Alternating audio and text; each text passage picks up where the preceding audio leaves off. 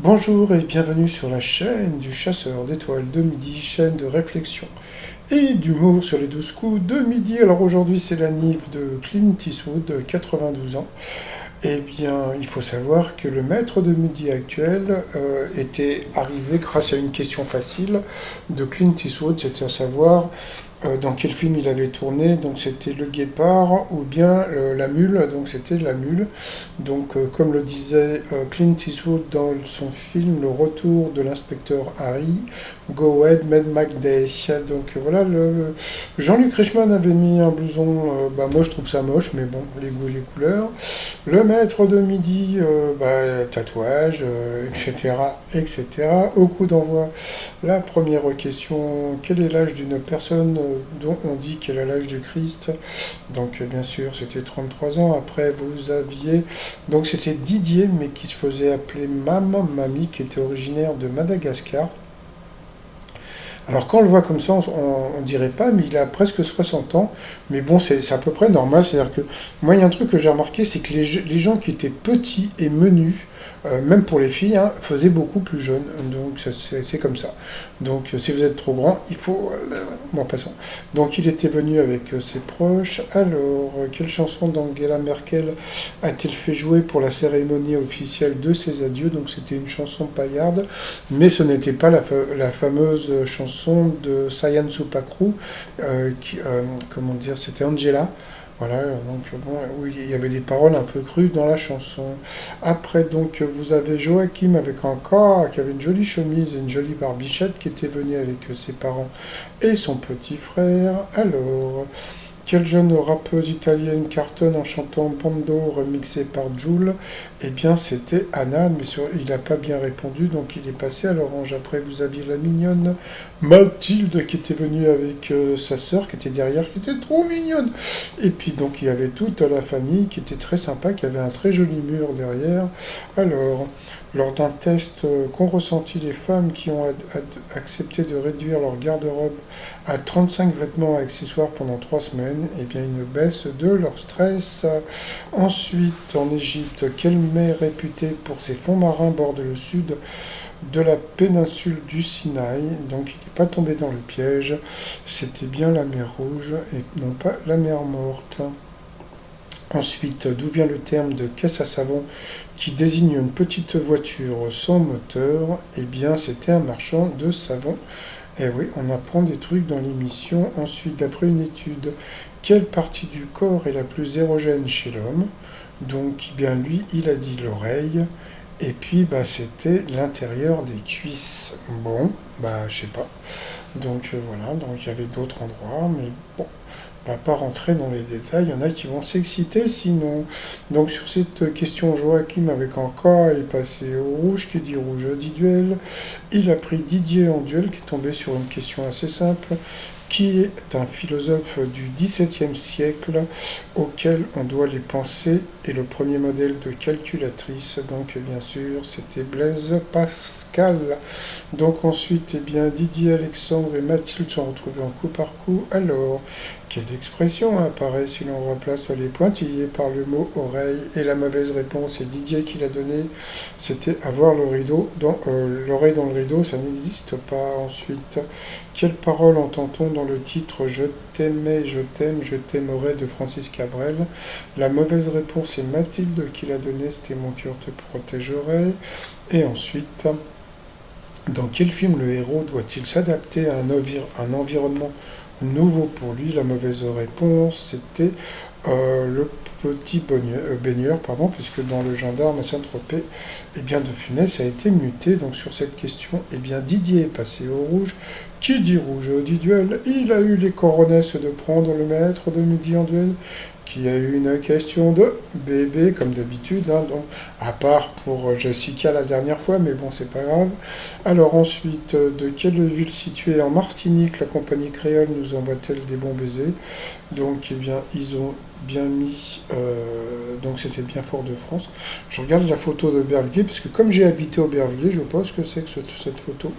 Donc bon, bah tant pis. Donc voilà, donc c'était une question qui était assez simple. Donc ensuite, eh bien, Didier est parti. Il a offert un beau t-shirt à Jean-Luc Reichmann, sauf que le t-shirt qu'il lui a offert, c'était une taille 3XL. Donc bon, c'est un peu idiot, puisque donc j'imagine que vu sa taille, il doit faire juste un seul XL. Donc ensuite, eh bien, Alexandre et Mathilde se sont retrouvés en coup fatal. Alors, comment ça va se passer? Alors, c'est parti. Donc, quel acteur a incarné l'inspecteur Harry au cinéma? Bah, j'en parlais en début de vidéo, donc bien sûr, c'était Clint Eastwood. Ensuite, avec quelle animatrice Marc-Olivier Fogiel présentait-il On ne peut pas plaire à tout le monde. Donc, c'était Ariane Massenet, donc elle ne l'a pas trouvé. Ensuite, dans un dessin animé de Michel Oslo, qui est aux prises avec la méchante Caraba, donc c'était Kirikou, donc elle n'a pas trouvé non plus. Dans quel pays se trouve la commune de Seltz qui a donné son nom à l'eau de Seltz? Alors ça, je ne savais pas. Et c'était en Allemagne, donc on a appris au moins un truc. Quel métier consiste à abattre et découper des arbres? Bon, bah là, la pauvre Mathilde a été tellement... bon, bah pourtant, c'était un bûcheron, c'était facile, mais bon, je pense qu'elle a été prise par le jeu. Quel métier consiste à... Bah ça, donc voilà. Donc ensuite, quel saint est le patron des policiers? Donc c'était Martin. Bizarre, je ne connaissais pas ce saint des policiers. Donc voilà, ensuite, quel est le nom de l'annonce de mariage qui doit être affichée à la mairie pendant 10 jours? Donc ça, elle l'a trouvé vite fait, c'était les bancs. Donc voilà, après c'était une question pour le maître de midi sous Pétain, dans quelle ville d'eau le conseil des ministres se réunissait-il? Donc c'était bien sûr à Vichy. Et à la fin, donc en 67, qui chante les gens du Nord? Elle n'a pas eu le temps de répondre, Enrico Macias. Alors là, c'est pareil. Qu'est-ce qu'il nous a fait, donc le maître de midi? Donc il était content, mais le truc qui m'énerve, bon, je dis pas ça pour lui, hein, je dis ça pour tous les maîtres de midi, c'est quand les maîtres de midi se retrouvent à des candidats qui sont, on va dire, moyens, qui n'arrêtent pas de passer, etc., etc., et les mecs, après, ils sautent de joie, du style, ouais, je suis trop fort! Non, t'es pas trop fort. Déjà, on te donne des questions plus faciles qu'au candidat. Et en plus, le candidat qu'on te met en face, il est... Voilà, quoi. Donc, bon, voilà. Donc, c'est tout. Donc, je considère qu'on devrait juste applaudir, mais c'est pas la peine de sauter de joie, de faire du style genre, ouais, j'ai gagné, etc. Bon, c'est pas grave. Donc, de toute façon, je m'en fous. Hein. De toute façon, chacun son truc. Ensuite, par rapport au coup de maître, alors on va rigoler. On va rigoler. Dans quel jeu de cartes... oui, parce que, bon, j'ai oublié de vous dire, il avait quand même 30 000 € à gagner. Hein, donc, dans quel jeu de cartes s'écrit-on bonne pioche quand on demande la mère et qu'on pioche la mère? Donc, bien sûr, c'était le jeu des 7 familles. Donc, ça, c'était une question de bébé. Hein, ça vous rappelle plein de choses, des bébés. Ensuite, de quelle couleur est la cape de Superman? Donc, bien sûr, c'était rouge. Ensuite, pour un assuré social, que signifie le du sigle CMU? Bah, couverture, puis bon, comme lui il est infirmier, il doit en croiser pas mal. Ensuite, en anglais, quand on réalise la cover du morceau d'un artiste, de quoi s'agit-il? Donc là, le cover, alors déjà, bon, même si tu connais pas le mot, il y a eu une émission de Cyril Hanouna, je crois qu'il n'y en a eu qu'une seule, qui s'appelait Cover. Et donc, moi je suis désolé, HPI, d'accord, HPI, hein, non, non. Donc, bon, bah voilà, qu'est-ce qu'il a dit? Eh ben, il a dit, je crois, l'autre, et l'autre c'était l'écriture de son refrain, et puis, bah voilà, donc c'était bien une reprise. C'était super simple, j'ai pas compris le délire, donc voilà. Pourtant, c'est simple, hein, donc, il nous le présente comme une personne HPI. Moi, je m'en fous, moi, mais bon, de tomber sur des questions aussi simples. Et puis après, donc, dans quelle côte se situe la station balnéaire de Guétari?